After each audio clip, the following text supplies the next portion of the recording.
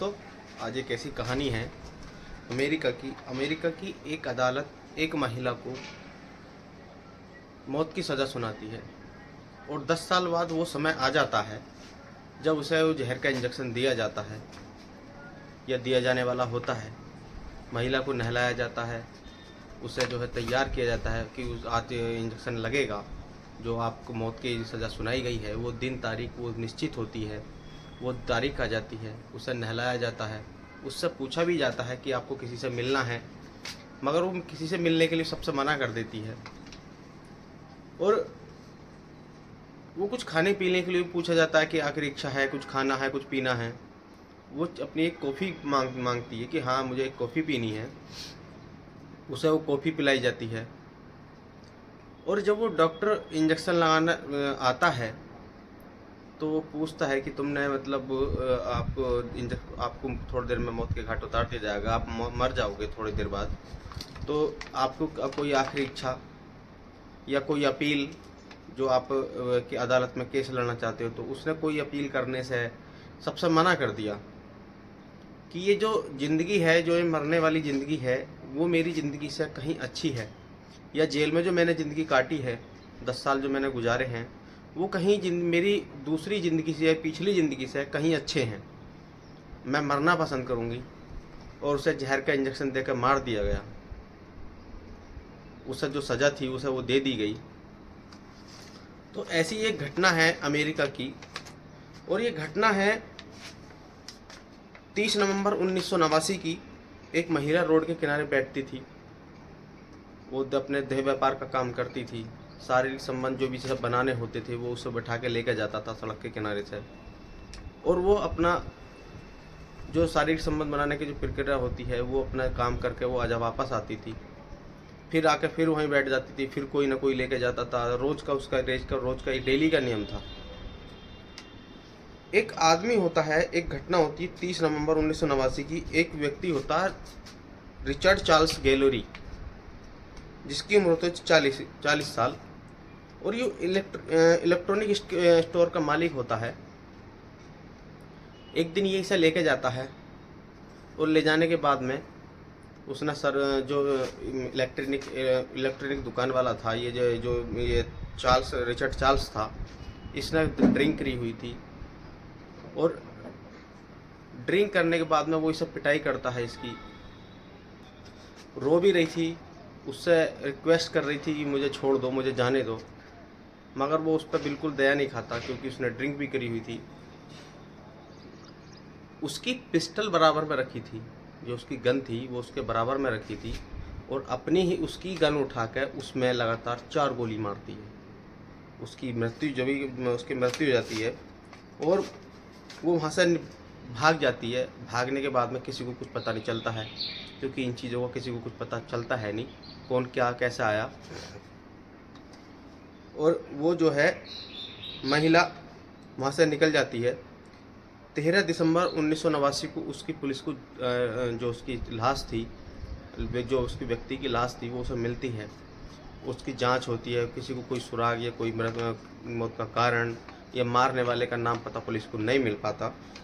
फिर दूसरा व्यक्ति आता है, कुछ टाइम बाद गुजरता है, जो लोग आते हैं उसे ले जाते हैं, और फिर वो ये डेली जो प्रतिक्रिया होती थी उसकी जीवन यापन जो उससे वो करती थी, जो भी पैसे मिलते थे उससे वो खाना खाती थी या कुछ भी करती थी, रोड के किनारे बैठती थी, डेली उसे ले जाता था कोई ना कोई। फिर कुछ दिनों बाद फिर एक व्यक्ति आता, डेविड।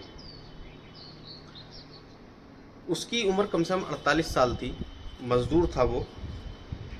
वो भी इस तरीके से घटना करता है, दारू पीता है, उसे पिटाई करता है, वो अप्राकृतिक यौन संबंध बनाता है, और जब उसकी पिटाई करता है तो गुस्सा आ जाता है, और वो जो उसकी गन पीछे से लाई थी वो उसके पास रहती थी। वो जब उसे गुस्सा आता है, बार बार उसे परेशान करता है, तो वो उसमें भी 6 गोली मारती है। और उसे गोली मारने के बाद में 1 जून 1990 को उसकी साइड्रस एक जगह है, उसकी वहाँ लाश मिलती है। जो मजदूर होता है उसकी भी पुलिस जांच करती है, खोज करती है व्यक्ति किसने मारा, मगर उसका भी कुछ पता नहीं चल पाता, क्योंकि वो किसी ने आते जाते देखा नहीं था उसे। जब वो लेकर आया था किसी ने आते जाते देखा नहीं था, ये चोरी से लेकर आया था। फिर तीसरी घटना होती है 31 मई 1990। एक व्यक्ति होता चार्ल्स एडमन। वो भी, उसकी उम्र लगभग 40 साल थी और वो रेडियो वर्कर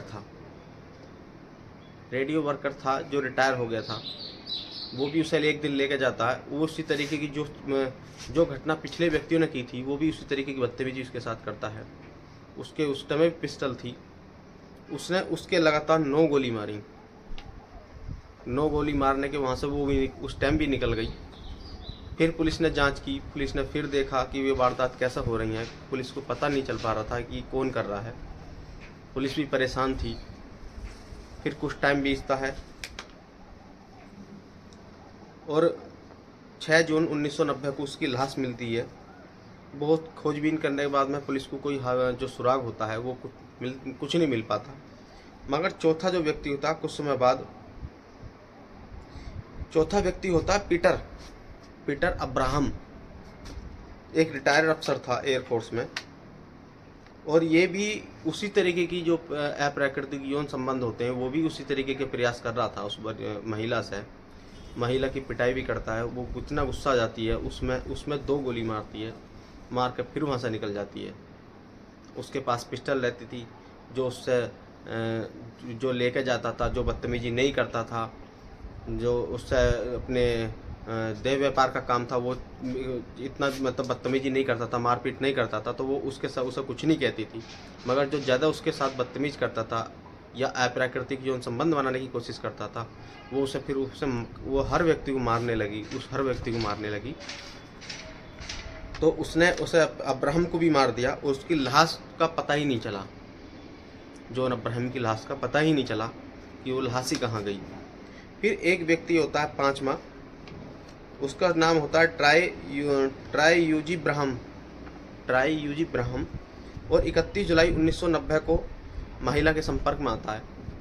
फिर वो भी उसी तरीके ले जाता है और उसमें भी 2 गोली मारती है। 4 अगस्त को उसकी लाश मिलती है। फिर कुछ दिन बाद टाइम निकलता गया और 12 महीने में उसने लगभग 7 को मारा था। छठा व्यक्ति होता है चार्ल्स रिचर्ड, एयरफोर्स का रिटायर्ड, उसमें 7 गोली मारती है। और 7 में होता है बाल्टन चेनो एंटीनियो ट्रक चालक था। वो जब उस रोड से गुजर रहा था, वो लेडीज जो महिला थी वो वहाँ बैठी थी। वो उसी चीज़ का व्यक्ति का इंतज़ार करती है क्योंकि वो उसका खाना पीना रहना सहना सब वहीं चलता है। जंगल का वो रास्ता था क्योंकि रहने का उस पर ठिकाना तक नहीं था। वो उसे ट्रक वाला बैठा के लेके जाता है, बाल्टन जोनियो एंटीनियो। और ले जाने के बाद वो भी जो ट्रक वाला होता है, जब वो ले जा रहा था तो एक व्यक्ति ने उसे देख लिया था ले जाते हुए। उसकी जो पहचान थी और उसकी पहचान भी हो गई थी। उस व्यक्ति ने उस ट्रक वाले को ले जाते हुए देख लिया, मगर उसने इतनी जो है ऐसा नहीं था कि उसे ये पता नहीं था कि ये से मार देगी। कुछ टाइम बाद 2-3 दिन बाद या वो फिर जब वो बदतमीजी कर रहा था ट्रक में उसके साथ, उस महिला ने उसे भी व्यक्ति को मार दिया। 2 दिन बाद जब वो बात अखबार में निकली, पुलिस ने उसकी जांच की और अखबार में जिस व्यक्ति ने उसे देखा था महिला को ले जाते हुए, वो व्यक्ति पुलिस के पास जाता है और सारी घटना बताता है कि ऐसे ऐसे ये ट्रक वाला जो है, ये मैंने एक महिला को ले जाते हुए देखा था लास्ट टाइम। और वो उस व्यक्ति को पहचान लेता है, जो ट्रक वाला होता है वो जो व्यक्ति था ट्रक वाले को पहचान लेता है और सारी बात पुलिस को बताता है। पुलिस इसका स्केच तैयार कराती है महिला का, उसे ढूंढती है चारों तरफ। लगभग 7वां व्यक्ति था कि बार इतने बार खून हो रहे हैं, इतने मर्डर हो रहे हैं, हत्याएं जो हो रही हैं, इनका कारण क्या है। पुलिस परेशान भी थी और प्रशासन भी परेशान था। उस महिला का जब स्केच बनाया जाता है, उसे ढूंढा जाता है, तो वो सड़क के किनारे बैठी थी। पुलिस उसे उठा के ले आई थी और 2-4 मुकदमे उस पर पहले भी थे चोरी के, क्योंकि जब उस पर खाने पीने को नहीं होता था तो छोटी मोटी चोरियाँ कर लेती थी। और जब उसे पुलिस ने पकड़ा और पकड़ने के बाद उसने जब उस पर पूछताछ की गई, पुलिस अपने ढंग से उससे पूछताछ की तो उसने सब बताया कि मैंने लगातार ऐसे ऐसे 7 मर्डर किए हैं। और 7वां मर्डर जो मरा था वो ट्रक वाला था।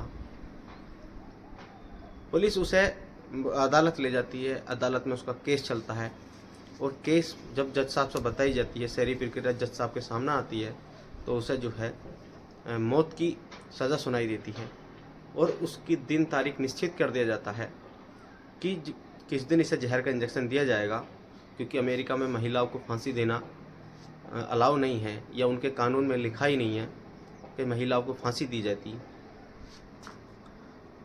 फिर एक फिल्म निर्माता होते हैं, इनका नाम होता है निक ब्लू पीटर्स। जो फिल्म निर्माता थे निक ब्लू पीटर्स, वो जेल जाते हैं।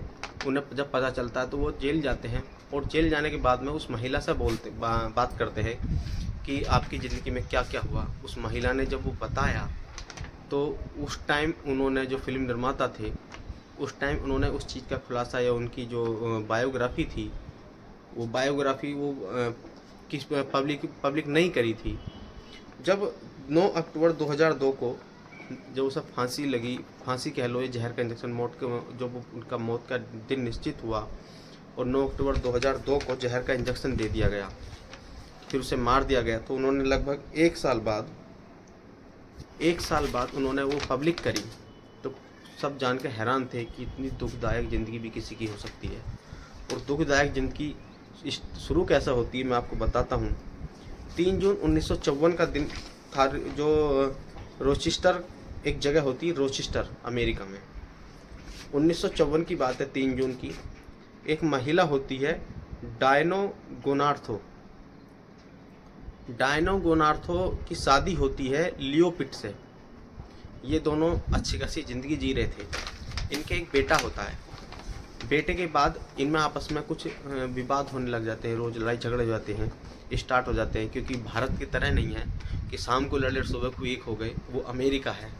अमेरिका में अगर थोड़ी बहुत लड़ाई स्टार्ट हो जाती है तो फिर जो वो धीरे धीरे बड़ा रूप ले लेती है और बड़ा रूप कहीं ना कहीं तलाक हो जाता है उनमें। लगभग 1 साल बाद एक बेटा होता है उनका 1955 में। 1955 के बाद दोनों में तलाक हो जाता है। लड़ाई झगड़े के होते होते जब नई उनमें बनती, आपस में नई सहमति बनती, तो वो तलाक ले लेते हैं 1956 में। मगर महिला को पता नहीं था का मैं प्रेग्नेंट हूँ।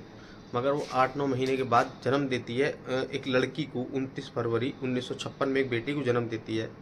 4 साल तक उस बेटी को अपने बराबर पास रखती है, उसे पालन पोषण करती है 4 साल तक।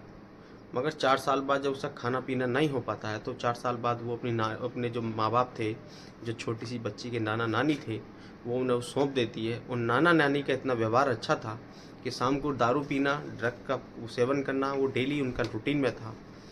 जब उनके पास में खाने पीने को भी कुछ नहीं होता तो लड़की की परवरिश जो उसकी परवरिश होती है वो बिगड़ जाती है। उसकी अच्छे तरीके से परवरिश नहीं हो पाई। नाना नानी दारू पीते थे, ड्रिंक करते थे, तो अच्छे तरीके से उसकी परवरिश नहीं हो पाई, देखभाल भी नहीं हो पाई। और माँ बापों ने उस लड़की से रिश्ता नाता रखा ही नहीं था। माँ ने तो छोड़ दिया, बाप ने तो पहले से छोड़ कर चला ही गया था। जब 6 साल की थी तो एक व्यक्ति ने उससे गंदी हरकत की। उसने डर के वजह से कुछ बोला नहीं, वो सहम गई। फिर उसने स्कूल जाना स्टार्ट किया। स्कूल में वो लंच नहीं लेके जाती थी तो भूखी रहती थी पूरे दिन। शाम को आती थी, नाना नानी कुछ खाने को देते नहीं थे।